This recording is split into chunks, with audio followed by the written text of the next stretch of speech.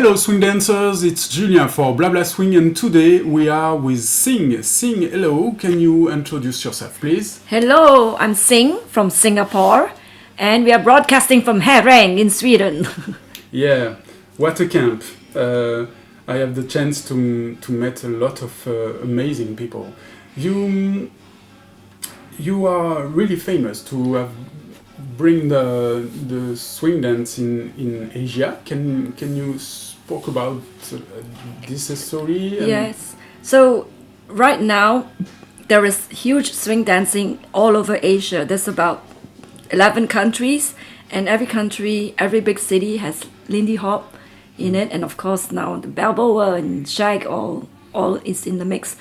I started lindy hop in London in 1988. I'm born in Singapore, but I was working in London at that time, and I started to do lindy hop with Ryan Francois. Mm-hmm. But eventually it was sort of time to go back to Singapore, and this was in 95, around 94, 95. And at that time, there was no lindy hop in Asia at all. And because, of course, no YouTube and that kind of media, it didn't spread easily, or not so easily. But my friends who knew that when I was in London, I was doing this dance because I was very involved when I was in London. I was competing, I was running a swing night. And I used to write home to my friends letters and talk about it. And so they're like, what is this lindy hop that you're doing? So back then, I started teaching my friends. I said, it's really, really fun, let's do it. And because jazz music and that kind of music was prevalent in Asia, people have heard the music and know the jazz standards, fly me to, they know what that is. So to dance to that made sense to them. It was okay. So I didn't think that, we have to spread it all around Asia or anything like that. No, it was just like, we want to dance with each other. I wanted people to dance with. But not long after that, what I feel like, I didn't bring lindy hop to Asia. It's all my doing. No, not long after that, people would come back from studying in America, and in America, the universities usually had some sort of swing dance or something like this. So the students, the Asia students, would come back home. So in Hong Kong, in Korea, they come back home and they would start to dance a little bit. And then not long after that, YouTube started coming out. Yeah. And then it was just very fast for information to spread and excitement to grow. Yeah. There is a before and after YouTube. Internet and YouTube, yes. I suppose it could be a topic just to speak about the before and after. I remember that Ryan Francois made a TEDx TED Talks about that. Absolutely. His comment was previously the different countries, like even in Europe and America and all this, they would dance a little bit different. And I used to be able to tell from watching a swing out where that person was from. Oh, that must be an American. Oh, I think that's a Swedish person. But now with YouTube and also the camps and everyone traveling so much, it's become a bit more homogeneous and Yeah, I agree. Yeah. Okay, and you start with lindy hop. Do you dance? Have you been interested also by other swing dance? Personally, no. I like lindy hop. I like the feel of the swing out and the energy and the groove, and that's my jam. Mm-hmm. I totally know that I feel like everyone has a dance in them, and which one is it? Like, it might be salsa, it might be bell, it might be whatever. Everyone just has their personal preference, but for me, lindy hop and lindy hop only.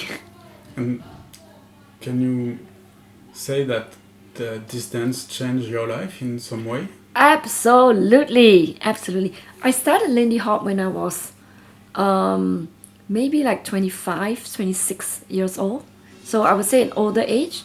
And I used to dance a little bit in school. when I was in university, in school, and I really loved going to the disco. I really, really liked it.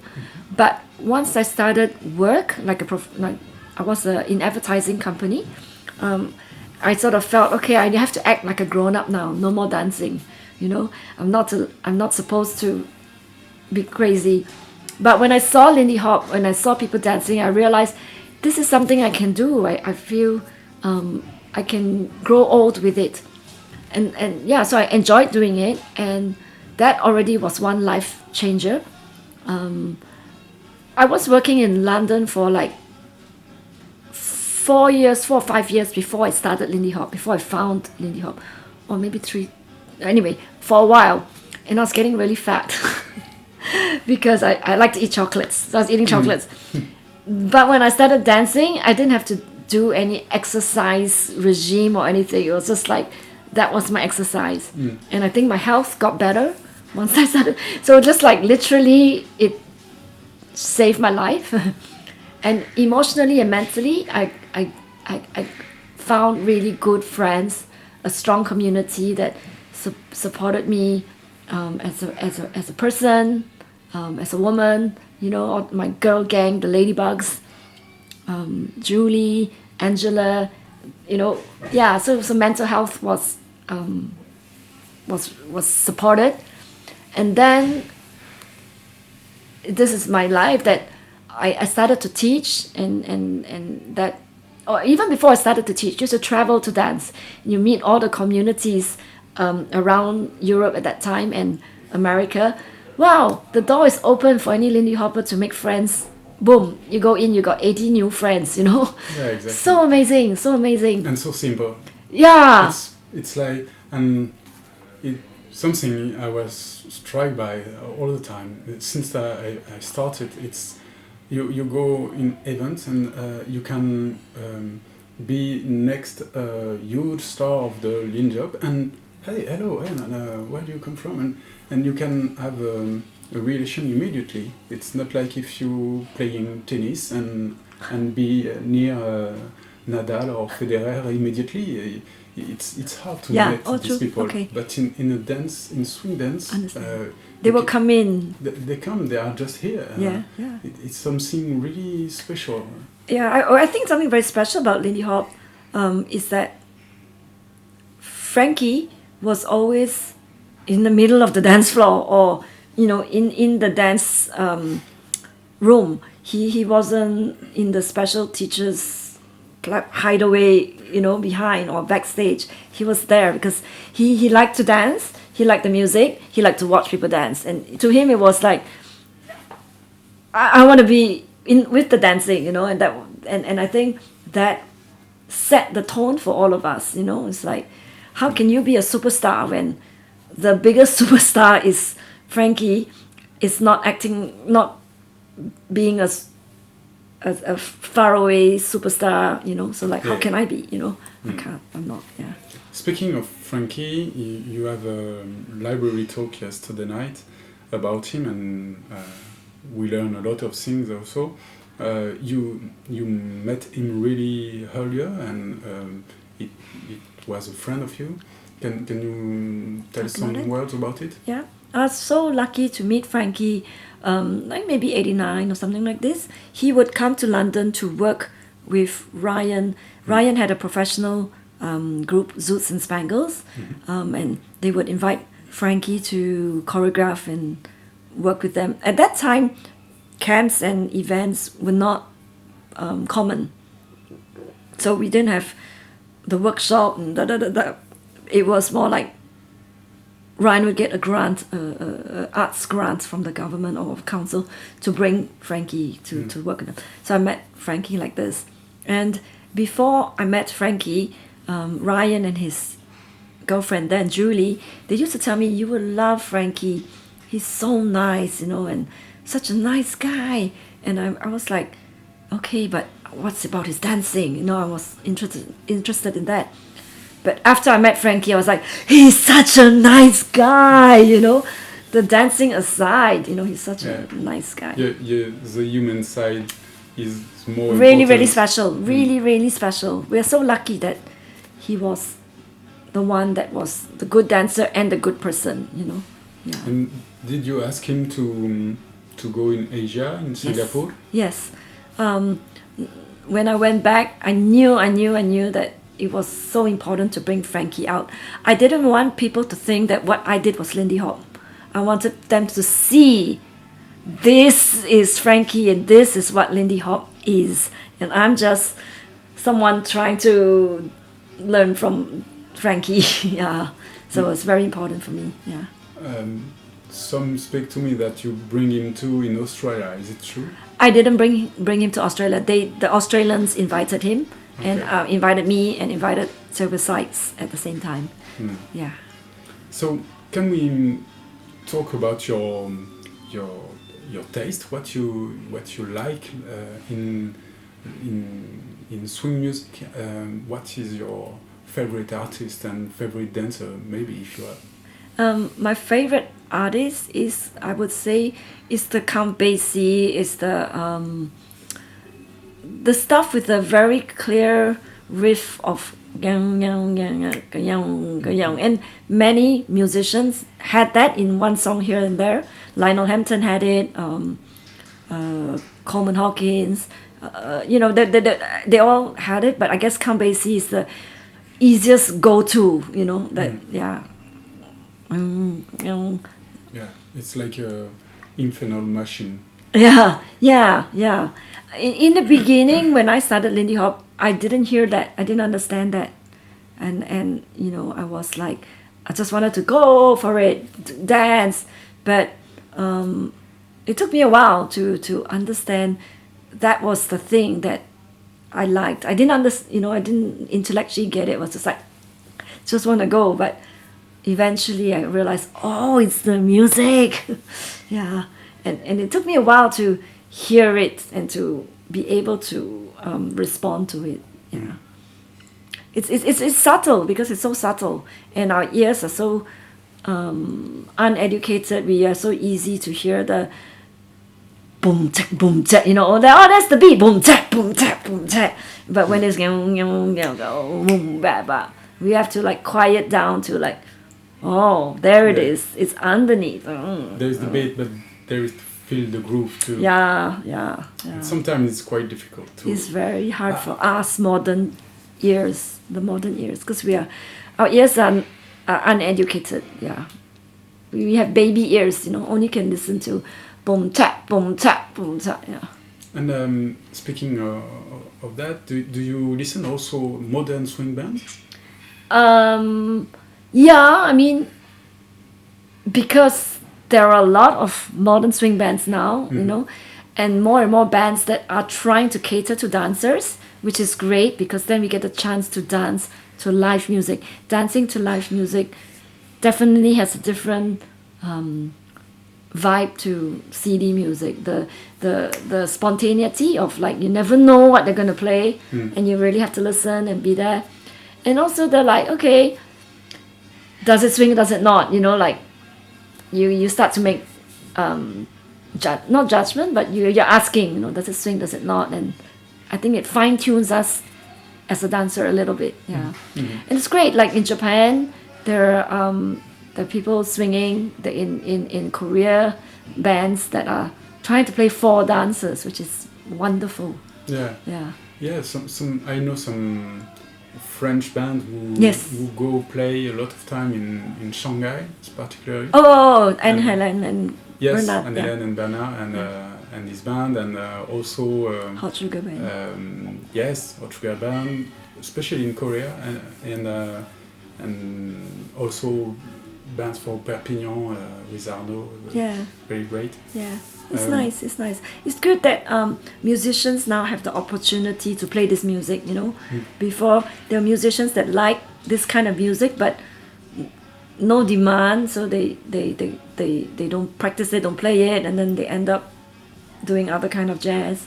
But now there is a demand, so they can practice it and hone it and get opportunities. It's great. You went a lot of swing events. And now we are speaking at Herrang dance camp in Sweden. what is your favorite events, and can you tell some favorite words about modern about ones, like now, this era, this age, or Bo- through the last 30 everything, years? yeah. Okay, let's talk about now. I guess that's relevant to people who want to go for a camp. I really think Herrang is a very important, and it's a easy way into the deep culture. Herrang has always held the history and the roots of the dance. Herrang believes it's very important, and Herrang is built on that premise. So, which is the thing I find it very important, and it is, the information is out on the internet and out in blah blah blah. But for us to go and collect it bit by bit and sit through a documentary, it's difficult, right? Herrang has put it on a plate for you. You come here every night in the meeting, there's a little snippet. Every library talk, there's a little chunk of very concentrated information. So, Herrang curated, and boom. It's of course not the be all and end all, but it's a great start and a great eye opener for beginners or people that have not been exposed to the history to come in and realize, wow, there's so much, and it's so important, and it's meaningful to my dance journey.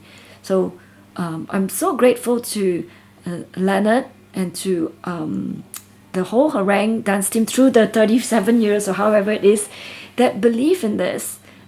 And they don't care if 3,000 people come or if 3 people come, they will still do it like this because, and that's great. They're not driven by the dollar. They're driven by their belief and their passion. Yeah, and values. And the values. And that shows through, So I totally am happy about that. I feel Frankie's presence here. I really, really do. And Dawn and Norma. No doubt about it. I feel the presence here. So, boom, Herrang. Another camp I really like is currently is Swing Time Ball, which is in Beijing. And another one is in Korea. It's called Camp Swing It, CSI. Yeah. So those two, they're the biggest camps in Asia currently. Swing Time Ball, it brings together, they all bring together people, all the events, but like the ethos of Swing Time Ball, they also really respect the history and they try to represent that in their studio, Cat's Corner, very strongly represent the history and in the event too. So it shows, and I feel for Asia, the situation is really tough to bring the history there because the culture and the history is so removed from our Asian one. Sure. It's really like our parents did not swing dance. Our parents did not dance, and swing music is or jazz is something white folk do or educated people do. It's just very removed from our daily lives. We're out there working and making money. It's like, what is jazz? All this. So to try and tie back this Lindy Hop, already Lindy Hop is a strange thing. To tie back the history of 100 years ago, the Savoy Ballroom started it. This man, Frankie Manning, is a very long, deep process. So we as organizers in Asia, I feel that we just need to keep chipping away at it and just keep repeating the story and just making the story present. That's why now I just bring Frankie's book and put it there because it's tiring to keep telling the story, but book, read, man, good history, I'm really surprised every time I dance with a person who come from Asia because the skills is always really, really good. Yes. The dance is really nice, sweet, never violent in the move. And sometimes I asked to my partner after the dance, and she told me, "Oh, I dance since 1 year, 2 years." Wow! And it's like I feel like most of people there when they do something, they do it deeply. Yeah. And to be really good and not just to taste it Yeah. and taste something else. And Yeah. really surprised about that. Yeah. Maybe it's cultural, maybe It's a not. bit of it's good and bad. Like there's no one answer. Like in Korea, the culture really is to study it really hard, and to I was especially speaking of the thinking Koreans. of Korea. Yeah. So their culture is to really practice and to, the schools there keep you as a beginner, and they tell you you are a beginner. You're a beginner.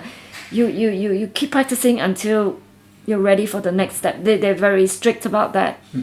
As opposed to some other cultures, which like in Singapore, we tend to be like, oh, we want you to dance. You're the first time here. Go into the jam. It's great. We don't get, and both have their value. Like sometimes some people critique the hard practice, that there's no soul because you're so like technical about it. But on the other hand, if you don't respect there is a technique, there is a way to communicate, then you end up doing nonsense and hurting people, and no respect for the music, no respect for your partner. And that's not the way either. Yeah. So yeah, it's complicated. Yeah, it's complicated. There is no one answer. Yeah? That's right. Yeah, sure. Can you say a few words about C-Jam? Oh, because I wear the C-Jam t-shirt. Yeah. C-Jam was the workshop camp that I ran in Singapore. First one was 2001. 2001. Yes, first one 2001. We invited Frankie, Tammy Stevens, Aaron's sister, Frida Segadal, and Frederick Oberg, Swedish boy. He was actually studying in Singapore on a university exchange, so we were really lucky. We had him for a few months, and then Frida came out to partner him. So yeah, that was the first camp, but it wasn't the first time Frankie had come to Singapore. Mm-hmm. He had come, first time I think was 98, yeah. But it was great. We had maybe 80 people, which was a good result for Asia, Singapore camp. Yeah. I like camps or workshops where we all stay together. I feel that really works because it is about the community. It is about the stories, about chatting, getting to know each other, not just in a class where we thank you for the dance, change partner, thank you. A bit one 33-minute relationship, which is good too. But as we get to know each other better, it's just like then we start to dance as friends, and that deepens it. So that was a residential camp, and I like those kind of camps, like Herrang. Yeah, cool. Is no longer exists, or it's after about 14 years, there were so many events in Asia by then, and dancers would choose this one, that one, and it became so hard to, and I didn't want to be like chasing the dollar, like, oh, I have to make the camp like super fun, if not people don't come, and then I was like the wrong motivation. And camps used to be a reason to bring teachers in, but teachers were coming in all left, right, center anyway, so like I didn't need to do that. So I thought I'll put my energies into other things. So I stopped running it. We are going to ending in this interview. Can you give some, I have an idea of your answer, but can you give some advice for a beginner dancer? What we would tell you? Find the joy in the dance. Find why you like to dance it, and remember that, because it will get, if you keep dancing, it'll get difficult or tiring or whatever, but remember, why do you like it? Is it the music? Is it the dancing with the partner? Whatever it is, find why you like it, and remember that. I would say take classes, definitely take classes. Teachers have information, but in the end, you will make a choice of what works for you, what doesn't. Remember that it is an art form created by African Americans. Very, very important. So you appreciate it deeply from the back to the front. It's easy to see a YouTube video and like, gosh, that looks amazing and I want to do that thing. But you're actually stepping into an art form that has a very lovely history and deep, good and bad history. And it's important to respect and acknowledge that, and to not forget that. Don't just take the part you like, but understand the rest of it as well. Yeah. Yeah. Exactly. Thank you very much, Sing, for Thank you. this moment. Thank you. Hope to see you another time. In Asia. Yeah. With pleasure. I will have one more thing. I have on Facebook as well as on the website, Asia Lindy Alliance, and it's just a very simple Facebook page to connect all the Asian scenes together. So if you're coming to Asia and you kind of don't know where to start, or you're going to a country because of work or holiday, you can pop a line there and say, I'm going to Kuala Lumpur. Is there dancing there, and what time and what day is it, or whatever. You can just drop it there. And great. Yeah, great. It's and really useful. Yeah, and if you want to plan your month-long trip around Asia, you can look at Asia Lindy Alliance website, and there's events in Asia, so you can see which month has an event every weekend, and you can go bing bing bing bing bing bing bing. Yeah, we're about at the most 8 hours from Singapore to the furthest country, which is maybe Beijing, is 8 hours. But everything else is within 4 hours, 2 hours flight. Yeah, so very easy to doing around. Perfect. Thank you you very much for this information.